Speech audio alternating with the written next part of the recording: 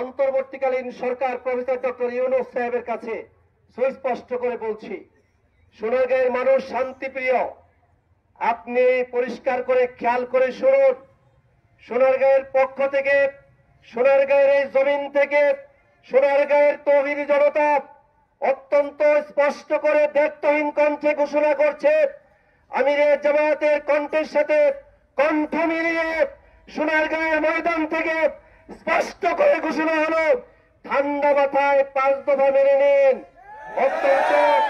অত্যন্ত সহনশীল ভাবে বলছি, ঠান্ডা মাথায় পরিকল্পিতভাবে সুস্পষ্টভাবে ঘোষণা দিয়ে 5 দফার প্রত্যেক দফা মেনে নিন।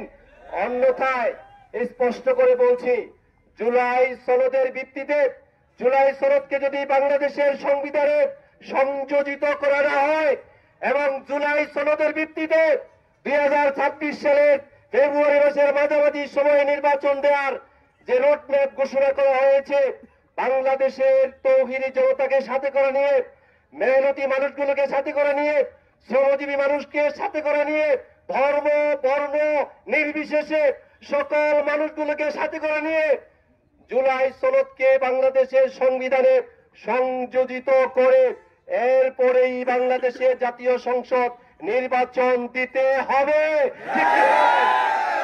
অন্যথায় বাংলাদেশ জামাত ইসলামীকে অহেতুক কষ্ট দিবেন না। বাংলাদেশ জামাত ইসলামী দায়িত্বশীল সংগঠন, আইনকে কখনোই তারা হাতে তুলে নেয়নি। আইনকে হাতে তুলে নিতে জামাত ইসলামী পছন্দ করে না, ঠিক কি বলেন? আমাদেরকে আইনকে তার নিজ জায়গায় থেকে আইন প্রয়োগকারী সংস্থার মাধ্যমে আইন প্রয়োগ করা হোক, এটাই প্রত্যাশা করি। আর যদি জামাত ইসলামীর সাথে খেলাধুলা করতে ইচ্ছে করেন, যদি খেলতে ইচ্ছে করেন, আমি 3 বার রিপিট করলাম, অন্তর্বর্তীকালীন সরকার জামাত ইসলামীর সাথে যদি খেলতে মনে চায়, তাহলে বাংলাদেশ জামাত ইসলামী কিন্তু খেলার জন্য প্রস্তুত, ঠিক কিনা? আমি শেষ করতে চাই এভাবে,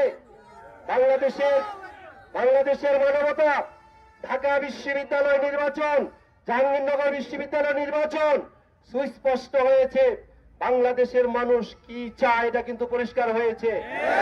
রাজশাহী বিশ্ববিদ্যালয় একই দিকে যাচ্ছিল, অত্যন্ত পরিকল্পিতভাবে রাজশাহী বিশ্ববিদ্যালয় নির্বাচনকে পিছিয়ে দেওয়া হয়েছে। চট্টগ্রাম বিশ্ববিদ্যালয় নির্বাচনের জন্য প্রস্তুত। বাংলাদেশের এই 4টি পাবলিক বিশ্ববিদ্যালয়ে নির্বাচনের ফলাফল অন্তর্বর্তীকালীন সরকারের টেবিলে ডিসকাশন হওয়া দরকার, ঠিক কিনা বলেন? বাংলাদেশের 12,61,00,000 মানুষ অপেক্ষা করছে ভোট কেন্দ্রে গিয়ে দাঁড়িয়ে পাল্লায় ভোট দিয়ে নীরব বিপ্লবের মাধ্যমে বাংলাদেশের পার্লামেন্টকে একটি ইসলামী পার্লামেন্টে রূপান্তরিত করবে ইনশাআল্লাহ।